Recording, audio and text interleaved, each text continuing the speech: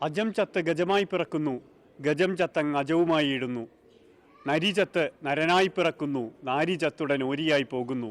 കൃപ കൂടാതെ പീഡിപ്പിച്ചിടുന്ന നൃപൻ ചത്ത് കൃമിയായി പിറക്കുന്നു. ജ്ഞാനപ്പാനയിലെ ഈ ജന്മജന്മാന്തരങ്ങളെപ്പറ്റി ഓർമ്മിപ്പിക്കുന്ന ഒരു ക്ഷേത്രമുണ്ട് രാജസ്ഥാനിൽ, ബിക്കാനീറിലെ മൂഷിക ക്ഷേത്രം. കർണി മാതാവിൻ്റേതാണ് അമ്പലം, എലികളുടെ ദേവത. 6 നൂറ്റാണ്ടിൻ്റെ പിൻബലമുണ്ട് ഐതിഹ്യങ്ങൾക്ക്.